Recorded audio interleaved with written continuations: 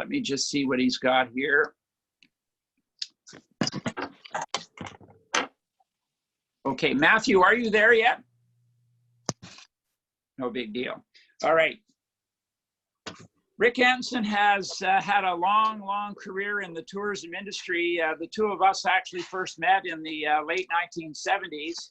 And I was driving a tour bus. He was one of the people who had organized a thing out to, I believe it was Chilliwack and Hope and all kinds of things like that. But Rick, first of all, welcome to our meeting, and thank you for coming in. Thank you for having me by. I'm looking forward to reconnecting with everyone and hearing some comments and chatting. So thank you. Well, you're welcome. And just remind us, now I know you have a famous brother, kind of famous, but did you actually grow up with him? And if so, what part of the province did you guys grow up in? So I have a younger brother and a younger sister, but you're talking about my older, and he would say wiser brother, Brian, who headed up BCIT's communication and broadcasting for a lot of years. So my side benefit of that was that half the people who ever interviewed me for radio or television when I was at Tourism Vancouver liked him, so they gave me an extra 5 seconds of leeway before they dumped on me for something. But it was, we grew up in Burnaby, or while we got older in Burnaby, I guess. Growing up is a different experience. So we're a provincial kid like so many of the others here.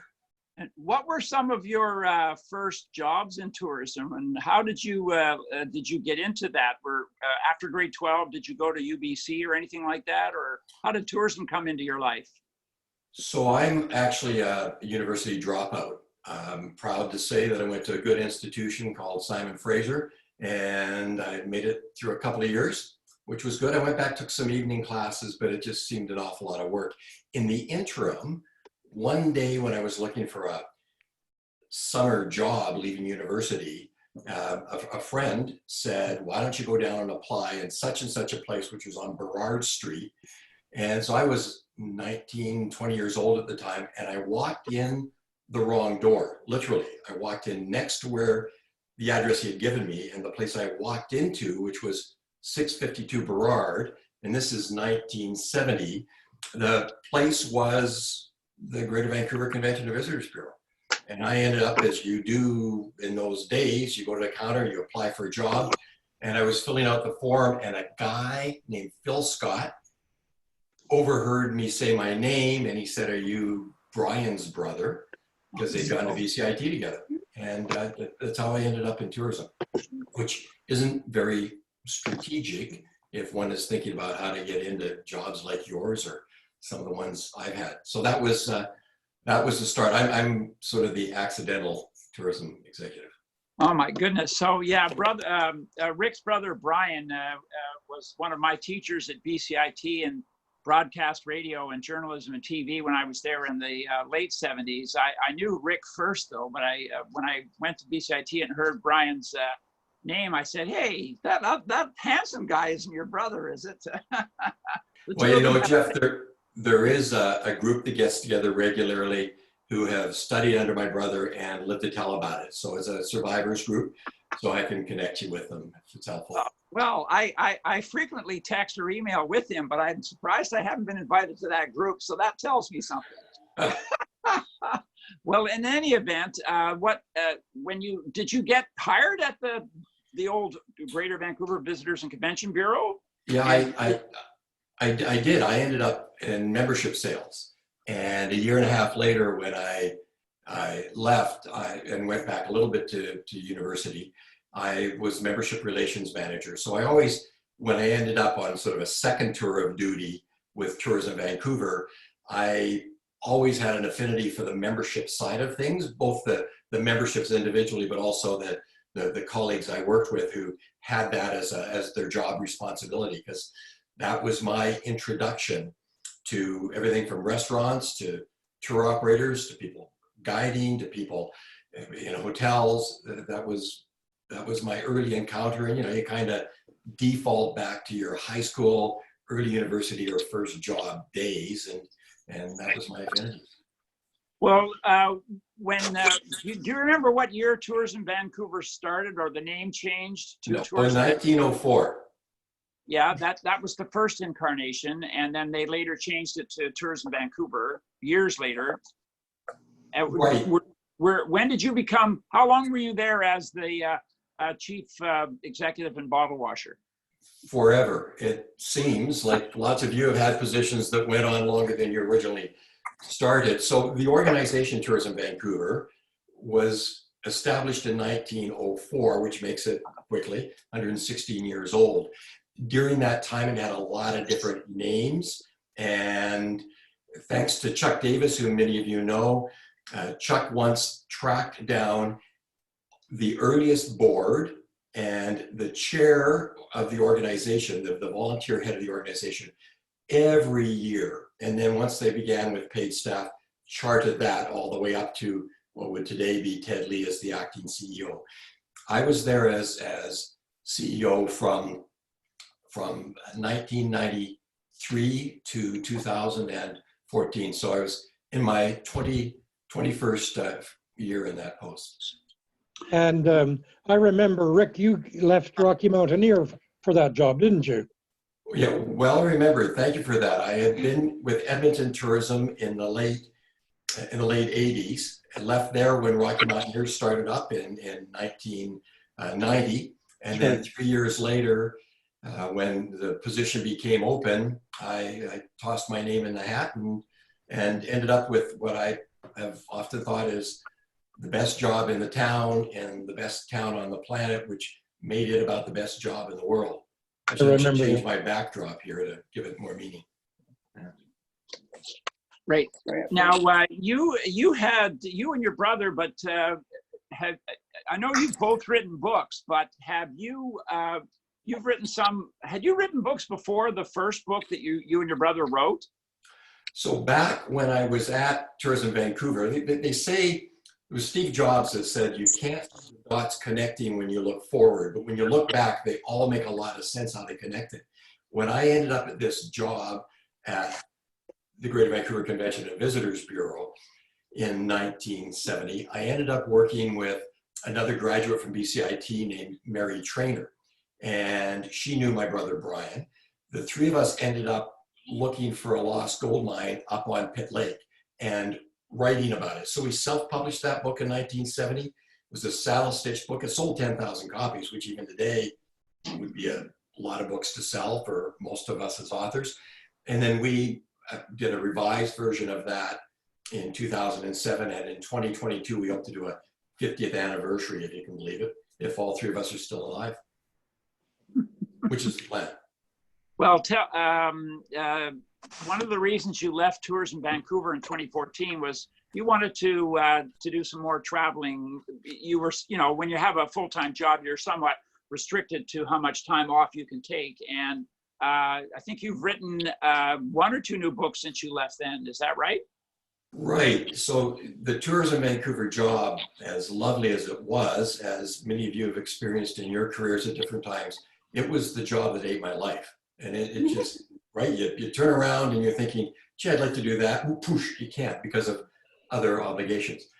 My wife, Janice, and we've been together now 30 years, but the last 12 years, she's had some really neat postings. She's in the aviation business. She was with YVR, and she was vice president of airport development in the Bahamas and elsewhere. And then when I left Tourism Vancouver in 2014, she was general manager with the airport in Cairns in Australia. So part of leading Tourism Vancouver was for Janice and I to, instead of getting together once a month somewhere in the world, actually live together, which took some counseling, as you can well imagine when you're moving back in after that. And the other part of it was I wanted to become a full-time book author. So I write full-time. It is my career. I spend 40 hours a week at this sort of position here most often, and I write every day. I do some speaking about cathedral thinking, and I've had a chance to do that all over the world, in Berlin or Basel or Tokyo or Bhutan. Not Bhutan, I was in Bhutan, but I didn't speak Bhutan. But so I've done that, but I only do that a few times in the year, and the rest of the time is on writing. So I have had a few books come out since I left Tourism Vancouver. Well, I promised that you could shamelessly plug one of your books, all of your books. Do you want to hold them up? Do you have Well, you know, any- they're up there on the shelf, so I would be off screen to go get them. But I'd rather talk to you guys about travel and tourism than the books. My most recent one, though, was on Papua New Guinea, and the one before that was on travels. I joined an expedition to the summit of Mount Ararat in eastern Turkey, which is, if you look at Mount Baker, it's kind of similar in structure, part of a chain, but alone. And Mount Baker is 10,700 feet. Mount Ararat is 17,000 feet. So I went to the summit of that, and then had a chance serendipitously to get into Iraq and Iran. And so that was that story. So those books are out, and I really enjoy doing this. When I've been doing some interviews about, what's changed with COVID-19, and I can imagine how it's changed for you, and I'd like to hear from you a bit about that. But my day-to-day hasn't altered it much, in that, because writers need readers, but other than that, you're kind of a lonely task. And if you say that's a great idea, you look around and you're the only other one in the room. So if somebody's going to do something about it, it's you. All right. Well, we're okay for time today, and I have one friend I know that would just want me to briefly ask you about one of your books. You wrote about the old Route 66, the old highway in the United States, part of which is still around. But you did that trip with Peter Armstrong, who's the former CEO of Rocky Mountaineer. And some people are, one guy asked me, how did that come about? And that trip must have been just one of the most amazing trips for North American type of history and Americana. Yeah, I will say it on public record. He's a lot of work to travel with, I wish he was listening so he could hear it. If he was here instead of me, he would probably say something the same. It was spontaneous. Peter and I had been on a trip together. We'd gone to Libya, and Really? yeah, and we went to Tripoli, and so we traveled a bit in the northern part of Africa. And a couple of years later, we were having beers, as one would, and said, let's, why don't we go on another trip? And out of the absolute blue, Peter said, what about Route 66? And I said, well, I'm not sure exactly where it goes. And he didn't have a clue either. So it starts in Chicago, for those that aren't aware, ends up 8 states later in California. We met up in Chicago a couple of months later with a rental convertible Mustang, and went looking for all the old parts of Route 66. Now, for those of you who know Peter or know Rocky Mountaineer, when he says, let's do something like find all the old parts of Route 66, it means you're not going to find 94% of them. You're going to find 100% of them. So we ended up in places we had no business being, even with a rental car. And we would drive down a dusty, dirty, dead-end road, knowing that 30 miles later we had to turn around. But, from 1926 maybe to 1931, it was part of Route 66. Peter thought we should see it. So you can go from Chicago to LA in 2 days. All you do is get up in the morning and chase pavement. But we took a long time, and we had old maps, and our commitment was to get off the 4-lane anytime it had paved over Route 66 if we could find patches of the old Route 66. And it shifted around a lot in some towns, little towns, have it go through it 3 or 4 different times as politics shifted. But also a lot of the places we ended up, they're ghost towns. There's not a person there. You're just in scary old deserted motels. Yeah, when I took Trish down to California about 4 years ago, approximately, we came we were in Palm Springs, and we left the trailer and we went by car from, is it 29 Palms, where Joshua Tree National Park is? And we went that way. We took and I realized, wait a minute, this is part of the old 66. And then we pulled over in Gilroy, is it? It's an abandoned gas station and hotel. And it was the most coolest day almost on the trip. just wandering around that very tiny property and then driving through the desert and carrying on to Vegas. So anyway, we'll let people look up that book, Route 66. Yeah, So Route 66 Still Kicks is the title. And Peter, I should say, Peter was a great travel companion because, you know, we've all each had travels. Everybody I could see on the screens, we've all had travels. When you get back, many of them, they're great for conversation. Some may sustain a blog post or may be, sustain a magazine article, but very few journeys would support a book length setup. You know, just you need so much in the way of incidents and anecdotes. And you also need characters, and Armstrong's a character, but he also he meets everybody. So it's like he'd draw somebody out in a deserted ghost town. There would be somebody would come out. He does stuff like that for those of you who hung around with him. And it was great because that's where stories live. And that's what I needed. But I will tell you that we were back from the trip 8 months. And one night, Peter and I were out. It was a Sunday night. We were out for dinner. About 6 hours later, we had a friend pick us up because we weren't driving anywhere. And they dropped me off at my home. I said, come on in. And that 8 months later, I showed him some of the manuscript. And that was the first time he had any idea I was writing about the story. You mean you guys did the trip and didn't plan on writing a book? No. But I'm a note taker. Like I write notes on you got the Oklahoma Herald newspaper or something. I just write notes on it. But so much happened that was hard to believe. I wrote a scene about Peter and me having pancakes in this little place. It's a delightful scene because the first three guys that came were all named Gene. We're in the middle of nowhere. Anyway, when my wife Janice first read it, she said, that sounds made up. And I said, I can tell you, it's word for word what happened. But we had so many stuff like that, just things like that. What year was that trip? Oh, I don't know, 1847 or something. Well, the reason I asked that is the first cell phones came out about 2007. So did you take a real camera or did you have just cell phone pictures or?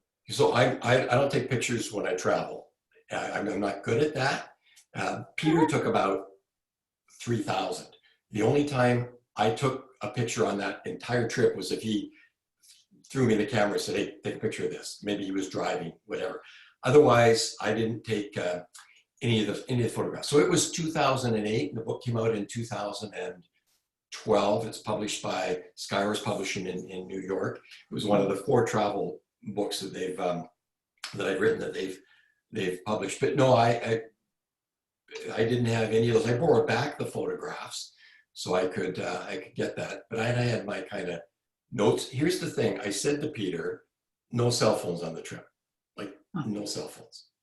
And then as it turned out, 3 days into the trip, Janet Carson, who many of you know is now vice president of BC Ferries, Janet left me a voice message. My office tried to get in touch with me. I started getting these messages. She was leaving Tourism Vancouver's vice president role to join BC Ferries. I had to talk to her. I had to borrow a cell phone from Peter, and it was embarrassing, really embarrassing. He'd never let me forget it. But if he was on this, he would tell you the entire thing's a work of fiction.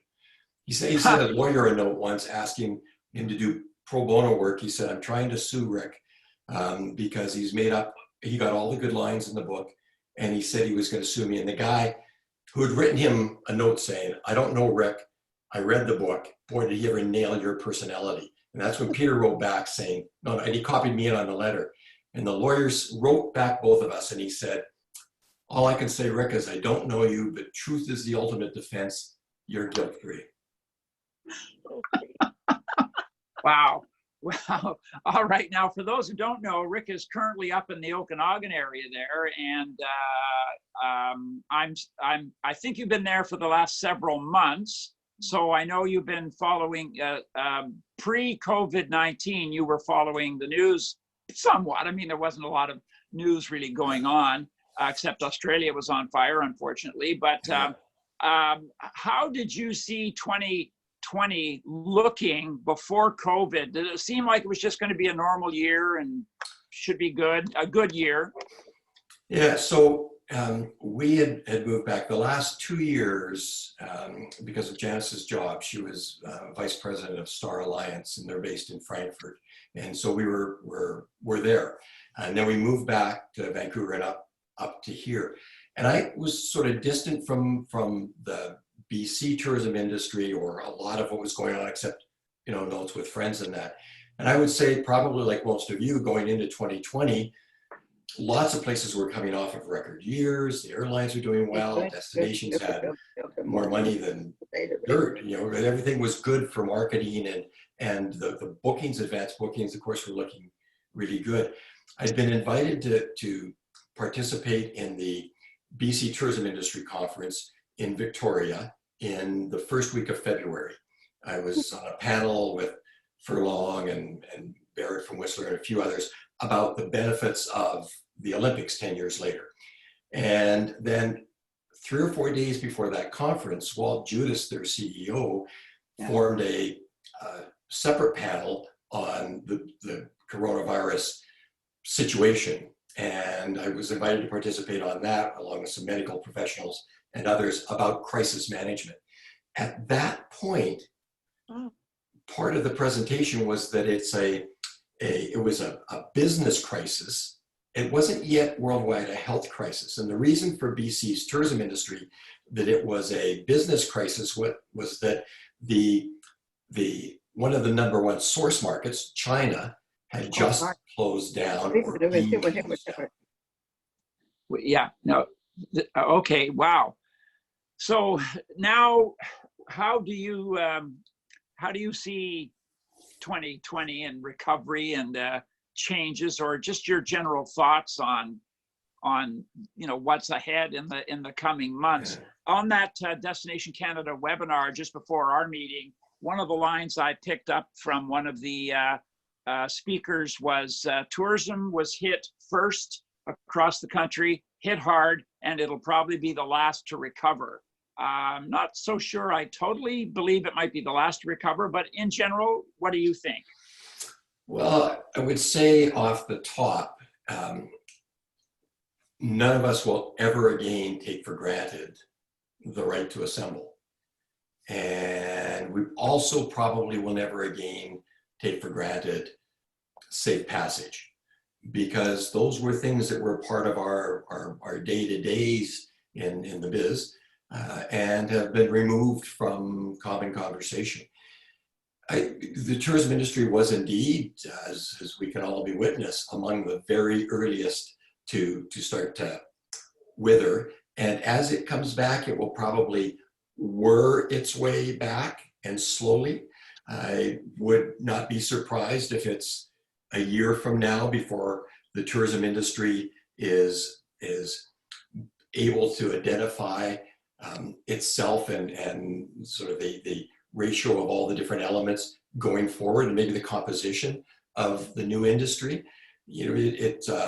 Janice was saying that it takes about 400 hours to lock down an airplane when you're going to park it, 400 man hours, as it were, in order to do all of this stuff. It takes much more than that to get that airplane ready to fly again. And if a pilot hasn't been flying for 4 months, there's that recertification or whatever needs to be done to refreshen all the safety aspects. So when I say the industry will sort of whir its way back into place, I make that observation because if you've got people who do want to travel, and how do we know about leisure travel coming back? Will it come back? They've got to be able to get on a plane to get to a destination.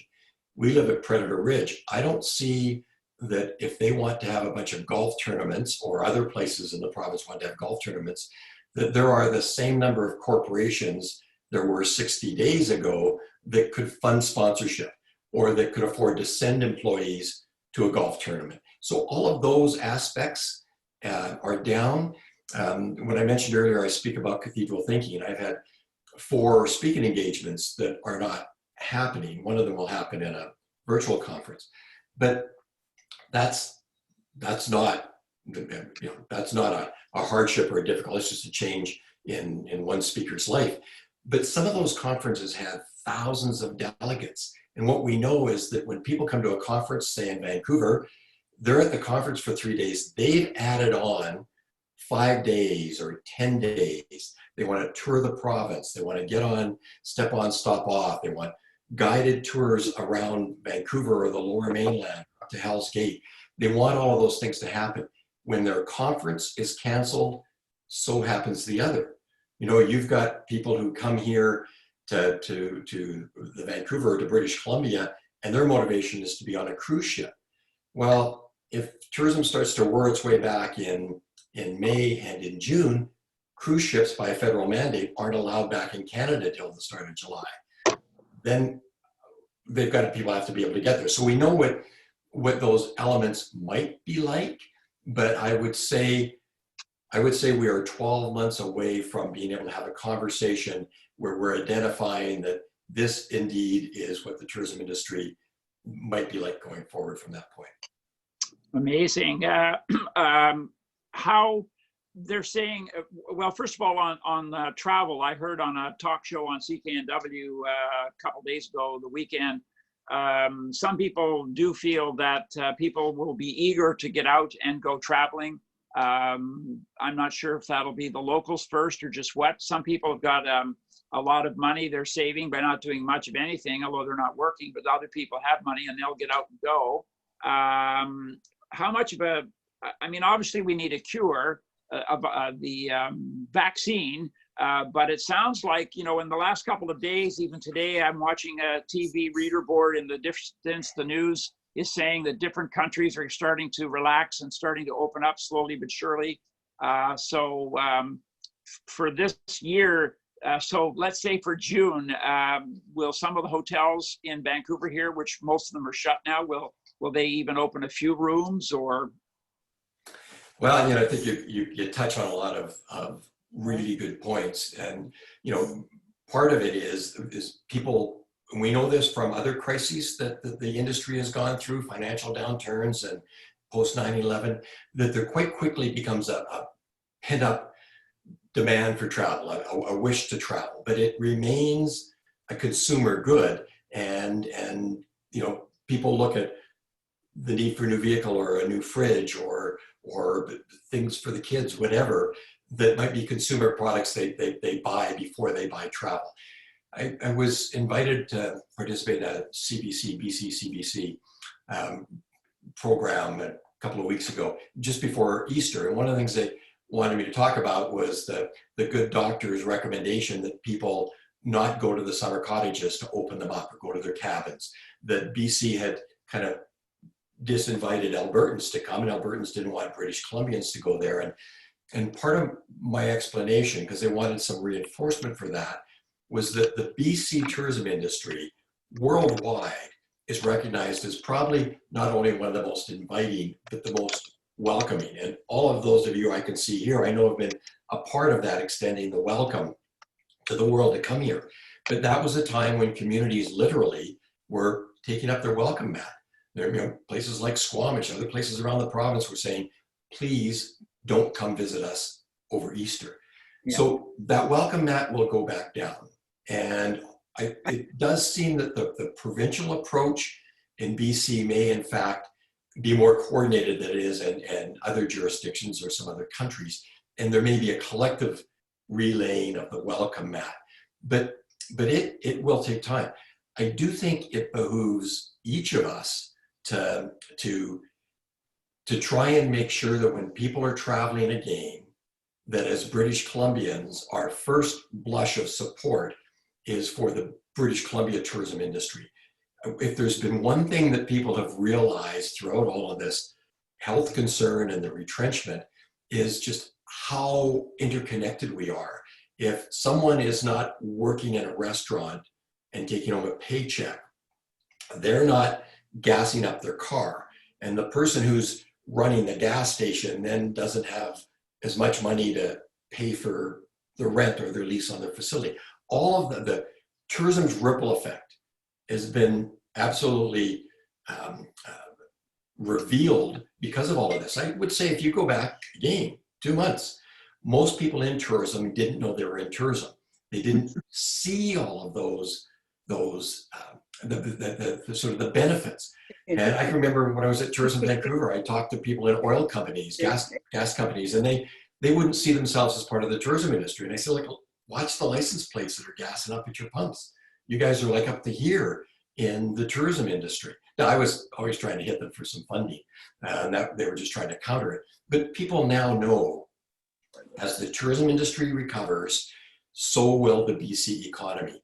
And we need to be supporting locally. So when I've been doing interviews or talking to others, part of what I banter about is the need for people to, you know, get back to the Revelstoke train museum, get up to Squamish for their train museum, get on a guided tour on a motor coach, or get back doing things that are going to help the industry go. Specifically to hotels, one of my sons, Sean, is director of sales and marketing and loose ends and so forth with the Sheraton Wall, and then they've got a property in Richmond, and I know they're down, you know, into low occupancy, but they're still open. But when will the Hotel Vancouver reopen, and do properties wait till the average occupancy among the already open hotels gets up into, you know, 30-40% so they can see some viability? If all the hotels reopened, you know, May 12th, then the available room inventory would be overwhelming and unhelpful. Okay. All right. I've had a good run at asking you some questions. Do any of our members have something they would like to ask? Anybody at all? Or tell me some stuff. I'm hungry for information. If you've got opinions, please let me know, but happy to answer it. I got a question. Go ahead, Mickey. Yeah. Do you think for escorted land tours that the trend is going to be more now towards, at least for the next couple of years, towards small group travel or private tours rather than the traditional tours on a motor coach with about 30, 40, 50 people? So a couple of things to that. One is that the nature of sort of the physical distancing, social distancing sounds like an awkward term, but the physical distancing, you've heard airlines talk about maybe not selling the middle seat. What does that mean for a 34-passenger motor coach? Are they going to say that they would prefer to have 17 passengers, as it were, rather than a full coach? I think you hit on a good point about some private tours, but here's something else that I think could happen that fits very much with your question, and that's that we may see people returning to travel where, you know, safety's always been the top thing. Safety's sort of the number one back of the mind, whether they articulate it out loud. Safety is a big concern.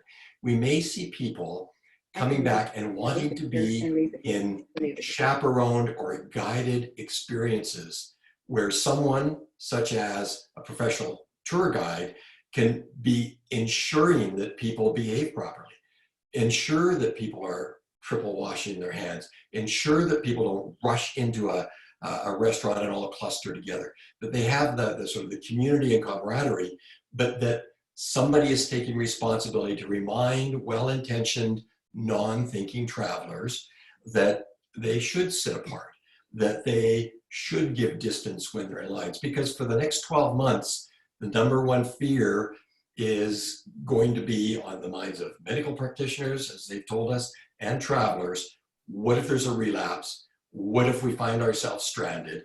Who's going to rush to book the inside cabin on a cruise ship when you've heard so many stories about people who said they'd do it for a week but ended up on it for 4 weeks? So I think the booking patterns will change, but you may well find yourselves in a different type of increased demand as people either want you to help take care of them and their family or take care of them and their groups and ensure responsible traveler behavior.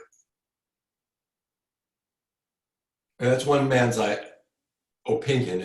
It may not be as informed as I could have claimed it to have been 5 years ago, but it's observational. We got one question that came in from our text service on the Zoom here. What is your advice to us at this moment? How can we prepare ourselves for future tourism opportunities?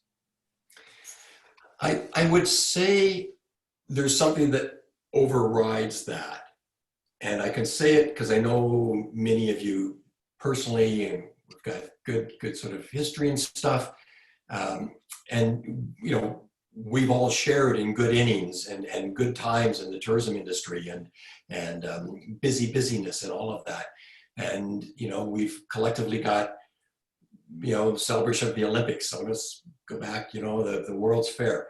We've got lots of stuff behind us, but I can say to you as tourism industry professionals, your most important work is ahead of you. Think not of what you've done, and as good as that's been, your most important work is out front. And I think that is because people are going to expect a level of preparedness when they're in your care. They're in your care not just for the knowledge you give, but for the experience you bring in shepherding groups of people on visitor experiences. So I think part of preparing for what might come next for you as individuals, I think part of that is a bit of sensitivity training that's already in your DNA because it's what you do, but trying to anticipate the things that make travelers of June 2020 different than a traveler from June of 2019.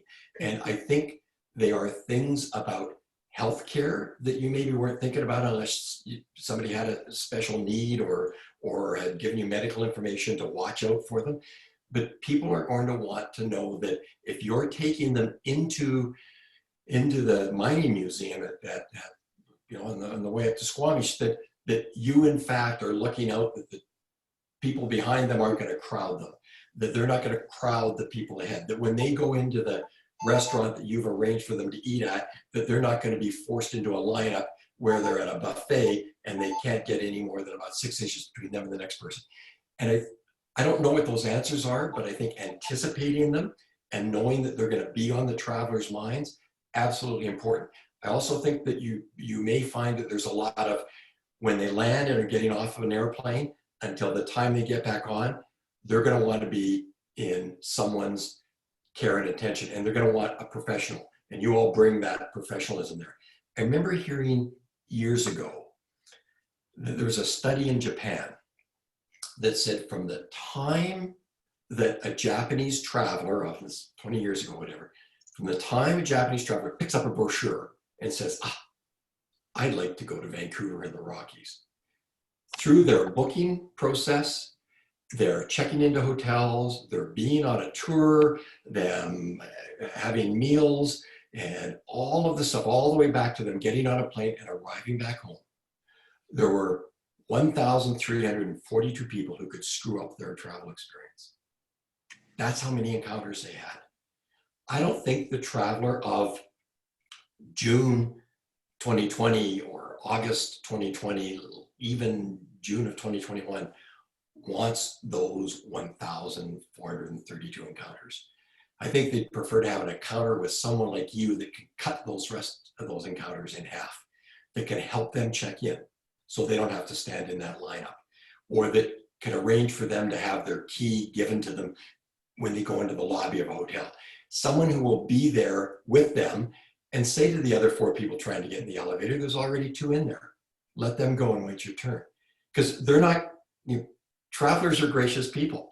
And you have the ability to be firm without sounding rude, because that's what you had to do, taking a whole bunch of people you have to kind of corral. So there's been a difficulty in that you've developed individually, collectively, the reputation and type of an ability. Yeah, I would think that I already made a point years ago of knowing where all the pharmacies or drugstores are, because that next to sometimes a question about where can they buy liquor. I would think that we might need to carry extra a box of unopened gloves, or maybe some masks. Some people might feel more, they probably will show up with their own sets of gloves or surgical masks, but in case they run low, it might be something that you'll have to be stocked by yourself and or the bus company or the tour operator or somebody. All right, does anyone else have any other, Eddie, Eddie just asked me. Yeah, go ahead, you ask a question, yeah. Go ahead. So, hi everybody, I'm Eddie. My question is, looking at the future with this, we're talked a lot about hotels and availability of rooms and, you know, how they're slowly going to start coming into that. I know that with, once this started, gyms and yoga studios and all that, we're taking extreme measures to keep the room clean for the next user. As travelers, especially through places like Banff and Lake Louise and such, where the rooms are very limited, they used to have 2 hours, 3 hours to actually switch flip a room over. Do you see any foreseeable like length of time between having the room properly cleaned up to a new level? Do you feel like that would be something that's going to change how hotels do their housekeeping?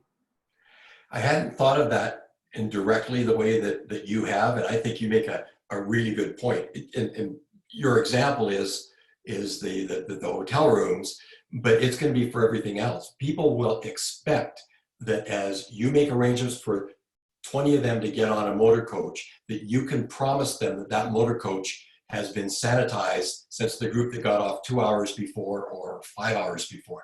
The whole notion of hop on, hop off could well change in that people don't want to get up and grab the thing. At Predator Ridge, they were talking about reopening one of the courses, and they weren't going to have the same level of people cleaning your clubs and bringing your clubs and bringing the cart up and bringing everything, because there are so many touch points. And so when you think about any aspect of a journey that you take a group on, they are going to want to know that you, on their behalf, are making sure that the number of touch points are significantly reduced, that the cleanliness is pushed right to the front, and that they can count on the tour guide or whomever to be their advocate for health and safety and proper distancing.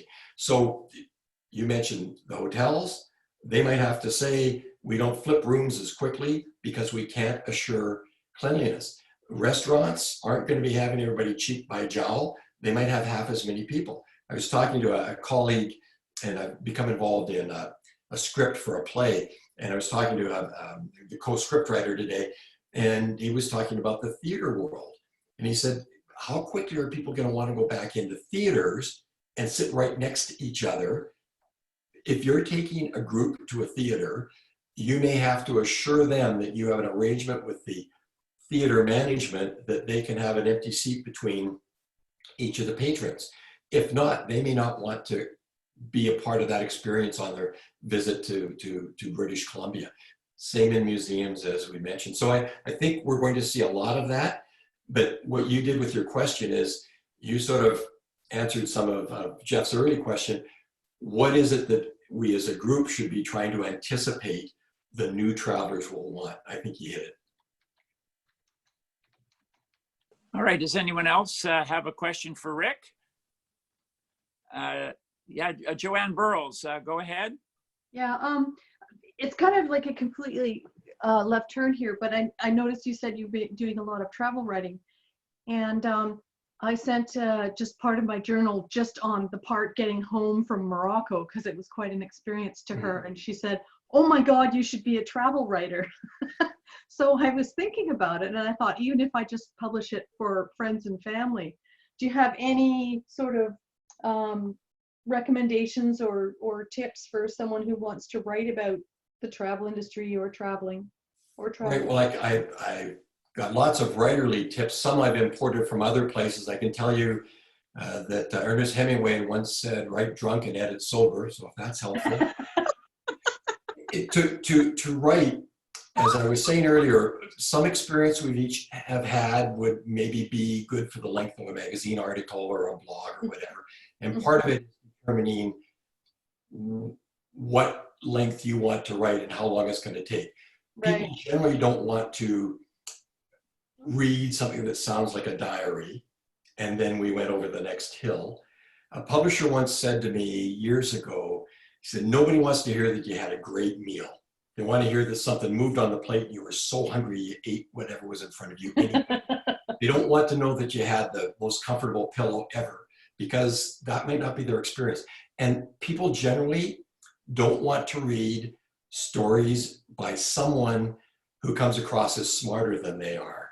So you don't want the writer to be smarter than the reader, which for me is not a problem. You don't want to always be getting out of dire circumstances by your wits. It's more interesting if somebody helps you get out of something that you have stumbled into. Right. I travel a lot with my two sons, and they always knew just enough of a foreign language to get us into trouble, never enough to get us back out again. But what that does is it gives you as the traveler, I think you want this for your individual travelers as well, that you're guiding, but I think in terms of your writing, what you need is incident and anecdote. And that goes back to, Peter Armstrong and me traveling. He just somehow brings on lots of incidents and anecdotes that wouldn't be written about him, but they would happen in and around because of a boldness or walking into an auto court that's been shut down for 40 years and finding somebody living there. You get a good story. And part of, I think, on your stories and coming back is that, you're fortunate if you can get into those little corners of travel where good stories live. And sometimes they're dark. My I don't get into as adventure many of them if I'm traveling with Janice, because she's better behaved. And I'm easily led, particularly if I fall in with bad company. That ends up with good stories. And if that's what you've got, then my encouragement would be write it down. And the difference between people who would like to write an article or a book and those who do is work. Stephen King said, writing's a job. Go to your desk, I already sit down and write. Yeah, I already wrote it out, and like I said, and I sent it to my friend. Yeah. And she said she was just peeing herself laughing. Oh, great. Like in tears and Excellent. horrified. And she said there was all these things, Well, it sounds like you're knocking it. And you can go online and find some good things about sprucing up one's sort of essentially memoir, in your case, a travel memoir. Right. And it might give you some things that aren't quite there that a friend would see, but somebody who's one step removed can't see you. And so what's the description? Or your friend may know some of the people you met. If another reader wouldn't, how do you describe that? How do you get in the smell of the food? How do you use dialogue? Because in a story, it's often the dialogue moves things along a lot better than if you just describe it. There's a cardinal rule for writers that editors say all the time, and it's show, don't tell. Using dialogue, responding to something alarming lets the reader visualize it. If you're listing kind of what happened, that less so. Family and friends can read something and get a lot out of it, which is really, really neat. If you want to broaden it to the next 50, the next 150 people, you're going to need something to carry it, and dialogue is probably something to concentrate on. Right. Okay, thank you. Well, I can say that because I've been edited by some great editors, one of whom once said to me, Rick, we've still got room for fewer words. Rick, does Janice still work with Starwood? No, so Janice was with Star Alliance. So she worked with their 28 airlines around the world. She was their vice president of marketing communications and sort of the COO. And it was great. It was great. And it was a good opportunity to live in Europe. But she thinks she's retired. But she thought that when she retired as general manager with the airport in Cannes. And she gave them 6 months notice, and Star Alliance called, and we ended up in Europe, which was great. And I can write anywhere she is. But right now she kind of thinks that she's not doing that anymore. But we'll see. Well, as you know, Raymond Greenwood, our friend, Mr. Fireworks, he's pushing to get you back as CEO of Tourism Vancouver now that there's an opening there. But yeah, not going to happen. what's that? Not going to happen. But Yeah, Raymond, okay, so yeah, he's thoughtful. are you and Janice, if this hadn't have come along, COVID-19, but now that it has, are you two still going to do some traveling, and if so, where, and I guess when? Well, maybe not this year.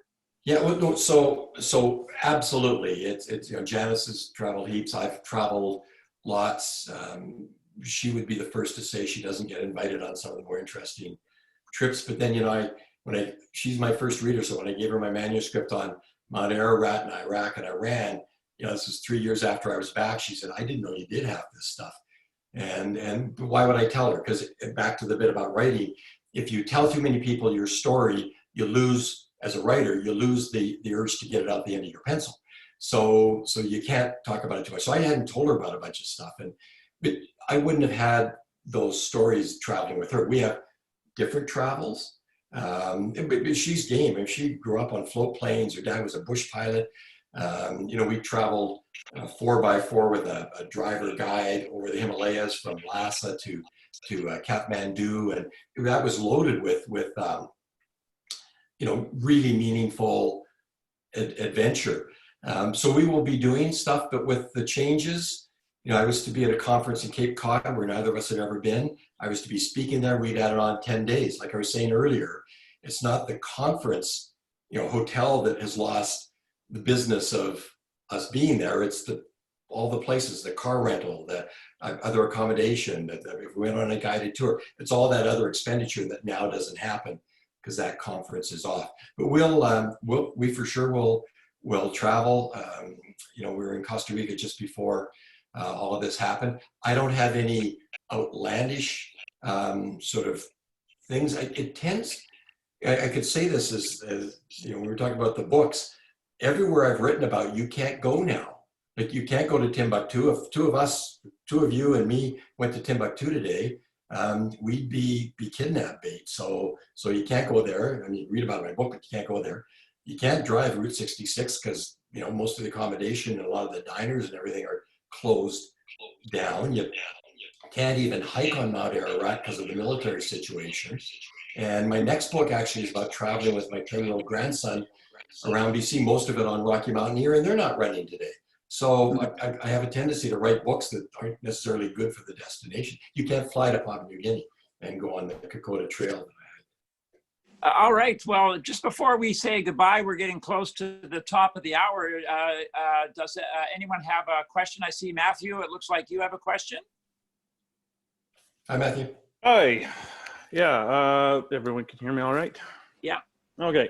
Just one question in particular in terms of thoughts on how the demographic tourism-wise is going to be changing over the next little bit. We know, generally speaking, the baby boomers have had more discretionary income for traveling in the last few years than, the millennials, the Gen Xers and such.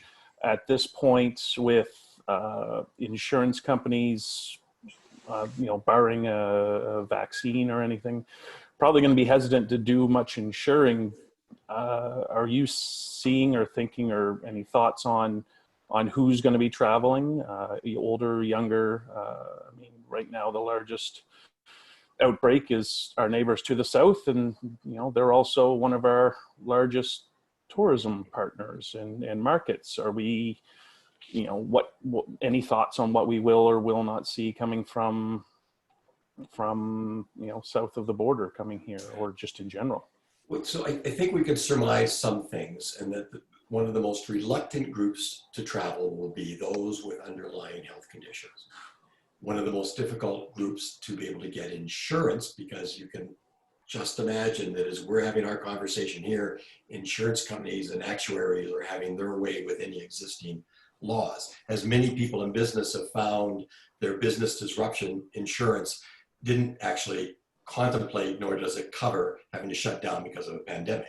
It might have been for fire hazard or something like that. So lots of people have been surprised. I think there are more surprises coming. I would say, and I mentioned the book about traveling with my grandson, that one of the things that I could see more and more of, and each of you would have your own examples, is intergenerational travel. And that in one in one way is about people of say grandparents and grandkids, so that the parents in the middle get out of the way of the cost and out of the way of the work, and they see that happening. That may not blossom as quickly in coming years as intergenerational travel looked like it was going to be.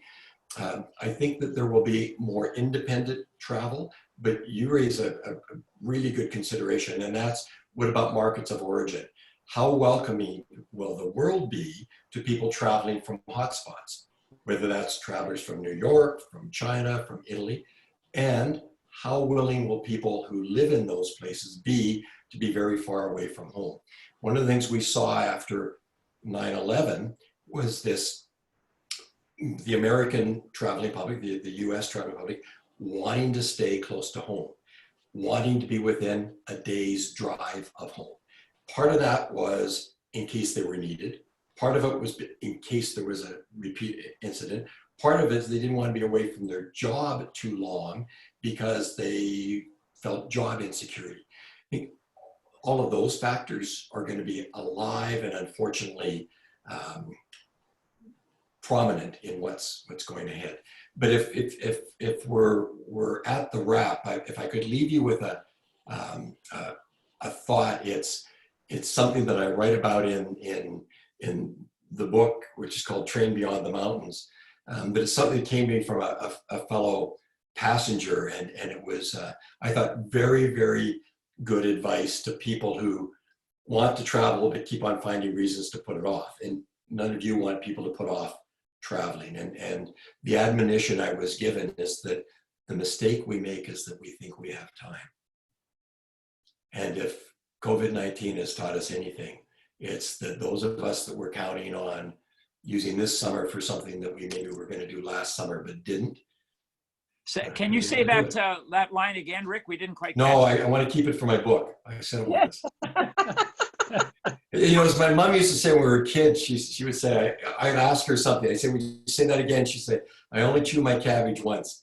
I have no idea what that meant, but I'm going to use it as a compliment. George and Heather Bell, you've been, you must have a question for Rick, having been in the business a long time. Well, we all went to grade school together, it feels like. Those two. We missed seeing you, and we're so happy that we've been able to share an hour with you, and we've loved all your stories, and you had to share and giving us a lot of insight. And my brain is starting to tick over to get ideas of how we can move through the industry, through the time that we've got, and how to redefine ourselves so that we can be there at the other end. Excellent. Well said. Thank you for that. Oh, who are you? Who are you? Well, Rick, I know you'll want to say hello to Trish just before, because Rick knows not only myself, but he knows Trish as well. Hi, Trish. Hey, here's a hug. Here's a big hug. Where? She's not sure where to look. Trish, I'm giving a hug over the screen. It's okay. It's okay. It's what my grandkids do at the end of, I teach them for an hour, 3 days a week. They give me a hug over the screen. So here's Trish. There's a big hug. Okay, big hug. Oh, Rick, yes, Rick sends you a big hug. She's trying to give me a big hug. Well, Rick, we can't thank you enough. You're this is our second Zoom meeting, our first guest speaker, and obviously we filled the hour. Not that we have to stop, but we will. I was at most I was hoping we would get 20 or 30 minutes. But you've been just wonderful, and thank you so much. And perhaps in a month or 2 months, when the picture's a little different, maybe we'll have you back. It would be neat to get your perspective and to steal a few more lines from you. We have room for fewer words. Write drunk and edit sober. Where did you get that statistic again about 1,300 or so people who could possibly screw up someone's vacation? Where did you say you got that from again? So you have to remember, I used to be a CEO, and CEOs make up 92% of their facts on the spur of the moment. 92%. 92.7. Okay, yeah. Well, all right. Well, thank you for having me, and I send my heart to yours. Everyone be safe. All right. Yeah. Well, all the very best. Thank you so very much. If anyone wants to stay on for a few more minutes, go ahead. But yeah, Rick, we'll let you go if you want. And thanks a million. By the way, I want that background picture. I like that one. The one I've got behind me is a postcard picture. All right. Okay, safe passage, everyone. All right. All the Thanks, very Rick. best. Stay Yeah. safe, stay Thank safe. you very much. Yeah, be safe. Thanks, Rick. All right. CTGA members, what did you think? Any comments or afterthoughts? And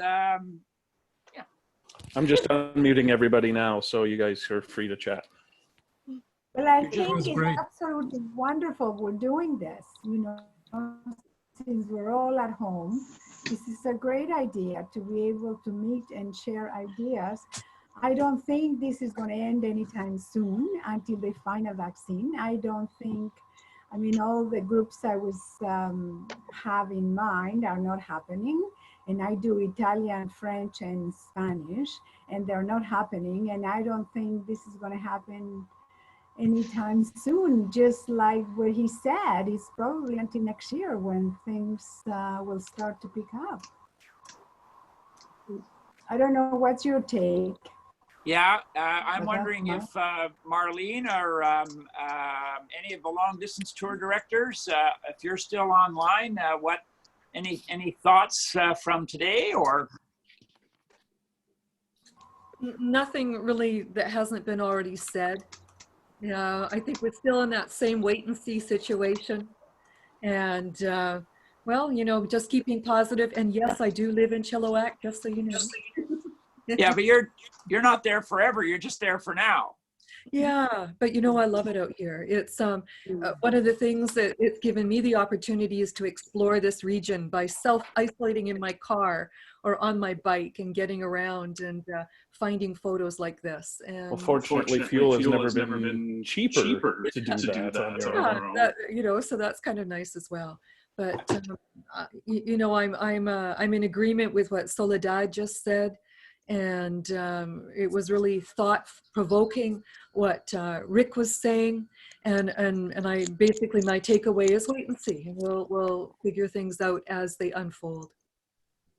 Marlene, can you? I only discovered Zoom a little over a month ago because of ITMI and so on, and I wish we'd had this when I was on the board. I could see this as one way you could get those quick board meetings you need out of the blue. You only need 4 or 5 people to be, and connect and have a quick meeting and approve this or that. Do you see that this is a possibility for the board?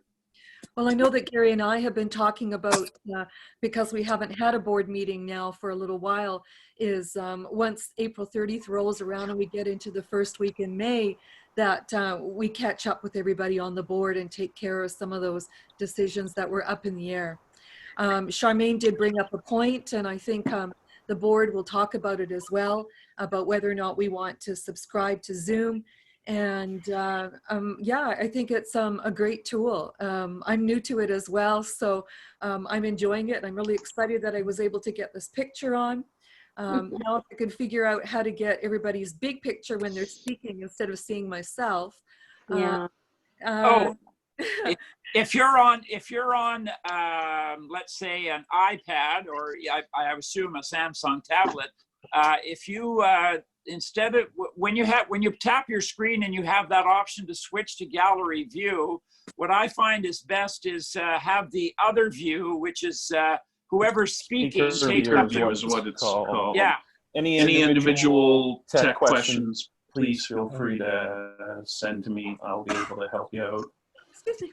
And Yeah. as far as meetings are concerned, pretty much Zoom has extended their thing, so we don't actually have to get a new account for that.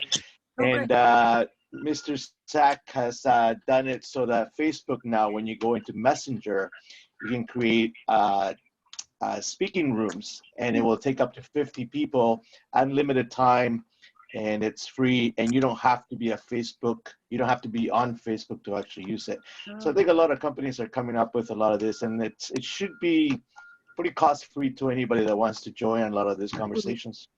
Yeah, it's zero cost to any of you, either myself, who was actually paid for the pro account for us to be able to do this without a limit, or eventually having the, CTGA, BC do the same thing.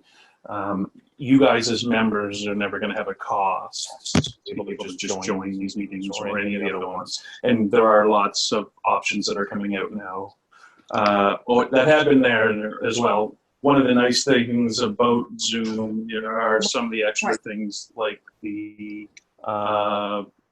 share screen options and that, which haven't actually been in here or used yet as well. So there are some tools that allow us to be able to have a more comprehensive meeting with Zoom.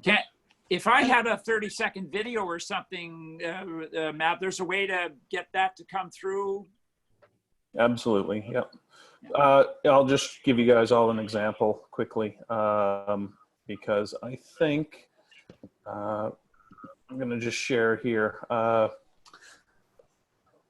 Everyone get a chance to quickly fill out, most people did anyway, the little survey at the end of last week. I've kind of updated it a little bit. We'll send it out again for everyone to do.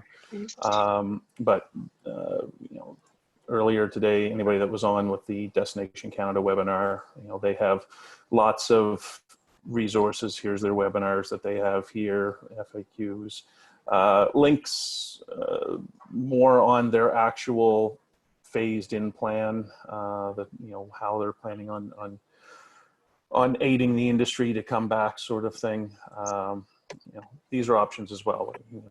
During future there's Rick's book. Thanks. Yes, I have provided the link in the chat, so before everyone leaves, check your chats. It's got the link in there as well for his website and that. But talks all about Cathedral Thinking BC books that he's written as well. One other quick bit of news that I'll share with everyone: the Tourism Challenge. For everyone that hasn't heard or not, that 2020 was canceled. However, as they say just below here, once they've reopened, most of the attractions and hotel partners are going to honor the 2019 privilege pass until March 31st of 2021. Oh, good. I've been waiting to hear from Nancy and hadn't heard yet. The only update that I had is that we didn't actually pick up the passports because they were all in storage, and that she was waiting to decide to make her decision. So here it is, and that's really great. I'm really glad that, that it'll be, we don't have to worry about it, that we can just carry on right until the next year. I think that's really cool. This was recently updated because we checked it not too many days ago, and it hadn't been uploaded. So when I checked this morning before the meeting, I thought this might be some good news for everyone to be able to check. Also, I wanted to say last week, as it was the first Zoom meeting with CTGA, so many thanks to your guidance, both Jeff and Matt, for pulling us together into this, and really, really appreciate it. What a great start. And I've got already in the back of my mind who I'm going to contact to pick your brains a little bit more, to educate myself. And I think it's been really worthwhile. Well, thank you. I've tutored a few people privately, just them and myself, either first starting on the phone call and making sure everything's straight, and then getting them to connect with the Zoom. And, the guest speaker I'm planning to have next week should be 11 a.m. Tuesday, May the 5th. He's not on Zoom yet, but he's open to me giving him a quick tutorial, and we'll see how that goes, and we'll have another speaker next week. Just wanted to add the whole business about the backdrop. I finally had to Google it, and I did find out that when you go into doing a test, so you can join Zoom with a test, and then that's where it was that gave me the option to put in the picture. So using that test option, that also helped with the microphone. You can do that anytime. You don't have to be joining a meeting. So there was that little bit of admin to take care of some of those issues. I've discovered that the easiest thing is, the newer your device, if you've got a device that's no more than a year, 2 years old, you've got more bells and whistles. So if it's time to upgrade, spend more money. And if anybody has any questions whatsoever, I find that the YouTube has got an incredible amount of how to do tutorials.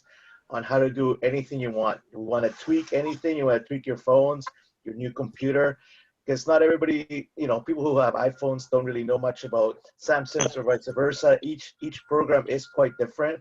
Depending on what Windows you're running will make a difference on what things come up.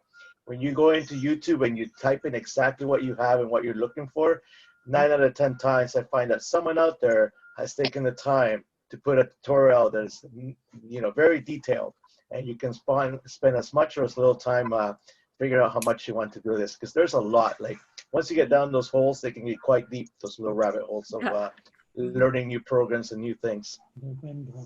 Thanks. Yeah. All right. If anybody has any other questions or news, go ahead. We're here. There's still about still about 16 of us online, but it's not important. But if you have something quick you want to say, go ahead. I'll have the recording and link and all that up and ready for everyone, hopefully in the next couple of hours, for anyone that wants to go back and have a closer look at any of the questions that Mr. Antonson had and that as well, and get some of his quotes. Matt, did you have any suggestions on what you heard from the Destination Canada conference? I have to go back and look at it. There was a little bit of overlap that wasn't supposed to end up happening there. They have the question and answers, open question and answers from industry members at the end of the webinar, and they were kind of overlapping. So I was listening in one ear to them and one ear to you guys.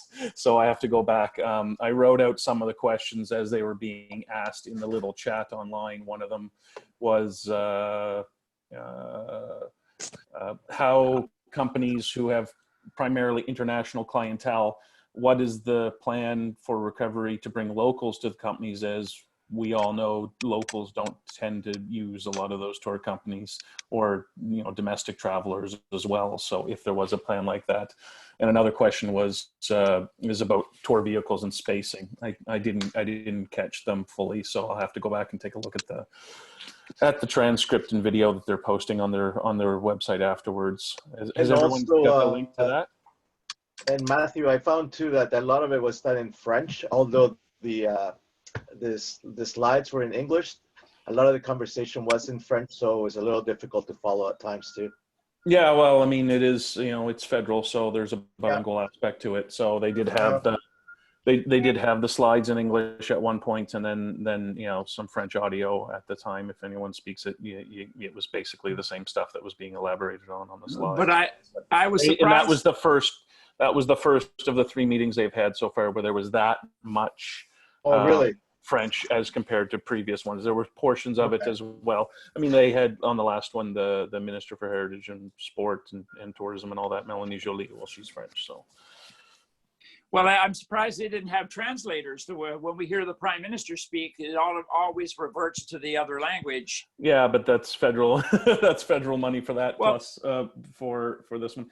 Like I said, everything that they were talking about was just the things that were on the slides, which were in the other official language. So, you'll be able to go through that and take a look through it if you will. I think more on the CTGA of BC member side of things comes more from the Q&As near the end, as many of the earlier questions, and it's still early on in the recovery right now, have more to do with the business owners on the larger scale and the tourism associations right now on the larger scale. What's Tourism Vancouver going to be doing? What kind of marketing are they going to be putting out for Destination BC and Destination Canada as a whole? And the main takeaway from the initial ones is that their focus right now is going to be local, domestic, and hyper-local travel options for people. So there are going to be, over-the-road tour guides, probably not going to be a lot of work for them, but getting people out to their local attractions and that sort of thing, that's going to be a bigger aspect of it, of the phased-in recovery and such, because they have once they can figure out what kind of